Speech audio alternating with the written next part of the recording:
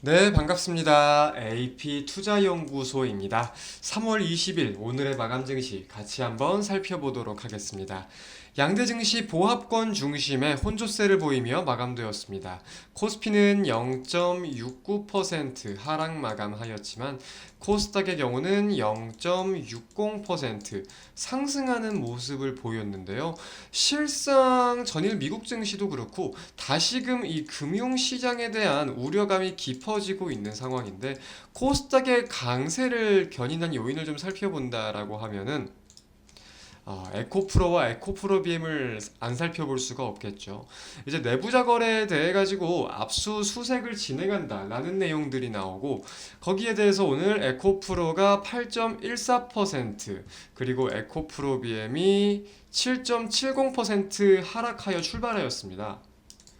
근데 개장 직후 빠르게 이렇게 에코프로와 에코프로 BM이 갭을 메워주는 모습을 보이니까 당연히 코스닥 지수도 좀 상승 견인이 된 경향이 있는 것 같아요. 아무래도 코스닥 시가총액 1등, 2등을 하는 종목이다 보니까 그래서 코스피 코스닥 분봉 흐름을 체크해 본다고 하더라도 오전 중 흐름까지는 좀 어느 정도 비슷한 부분들이 있었다고 생각이 들어요. 근데 코스피 같은 경우는 점차 저점을 이탈시키면서 낙폭이 소폭씩 확대되었고 코스닥은 이제 상승 이후에 저점과 고점을 좀 지켜주면서 좀 제한적인 등락 박스권을 흐름을 보였다. 고점을 돌파하지도 못하고 저점을 이탈시키지도 않았다. 이렇게 좀 해석을 할 수 있는 거겠죠. 지금 시장의 화두에 대해서 결국 살펴보면은 우리는 FOMC에 대한 이슈를 살펴볼 필요가 있을 거예요. 이제 23일 예정이 되어 있다 보니까 그래서 패드워치의 좀 전망을 좀 이렇게 살펴보니까 자 아직 그래도 빅스텝 그러니까 즉 50베이시스 포인트 인상에 대한 어라? 50베이시스 포인트 인상에 대한 확률이 50% 미만으로 내려가고 베이비 스텝 25 베이시스 포인트의 베이비 25 베이시스 포인트 인상에 대한 전망이 더 올라왔네요. 제가 지금 저기 마이크 문제가 생겨서 영상을 두 번째 찍고 있는 건데 아까는 50 베이시스 포인트에 대한 전망이 더 높았거든요. 근데 실시간으로 좀 이렇게 25분에 업데이트가 됐다고 지금 나와 있는데 업데이트가 되면서 베이비 스텝에 대한 전망이 더 높아졌다. 이거는 시장이 그러면은 지금 금융시장 혼란에 대해서 연준도 즉 패드도 어느 정도 인지를 하고 반영을 할 것이다라는 내용을 지금 시장이 전망하고 있는 상황인 것 같은데 이 시간 미국 지수 선물을 좀 보면은 양대 지수 모두 하락 흐름인데 하락 흐름 속에서 어느 정도 재차 반등은 좀 나오고 있는 상황이거든요.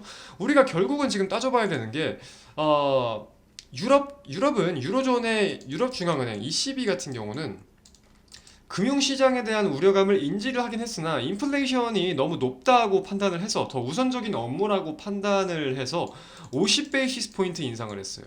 그리고 중국 같은 경우는 좀 논외로 치긴 하는데 원래 좀 통화 정책 기조가 달랐다 보니까 7개월 연속 LPR을 지금 동결시키고 LPR 금리를 동결시키고 있는 상황이죠. 그럼 여기에 대해서 미국이 과연 이 유럽의 기조를 따라가겠냐, 뭐 안 따라가겠냐 흐름에 대해서 시장이 좀 많이 주목을 하고 있었던 거였는데 결국 우리가 이렇게 계속 분석을 하고 보고 있는다고 해서 연준의 입장을 알 수는 없어요. 이걸 뭐 지금 나는 어디에 베팅을 할래? 그렇기에 전략을 이렇게 세울래? 라고 한다는 것도 사실상 저는 굉장히 섣부르고 무모하다라고 판단을 하고 있는 사람이기 때문에 우리가 시장 흐름이 어떻게 될지는 모르지만서도 계속해서 이런 내용들을 체크를 할 필요는 있다고 생각이 들거든요. 결국 우리가 준비가 되어 있어야 된다는 거예요. 시장이 떨어지는 거에 대해서도 올라갈 거에 대해서도 양방향적으로 이슈들을 알고 준비를 하고 있어야 되는 건데 시장은 올라갈 때든 떨어질 때든 절대 기회를 주지 않습니다. 준비가 돼 있어야 이 기회에 탑승을 하고 기회를 잡는 거지 시장이 기회를 준다고 생각을 하시면 그거는 방심하는 거라고 생각을 하거든요. 시장이 예를 들어서 기술적으로 봤을 때 이런 흐름을 보이고 뭐 여기서 이런 흐름을 보이고 코스닥이 더 얘가 좀 적절하겠다. 여기서 대부분 꺾일 수 있겠다고 인지를 하고 있었지만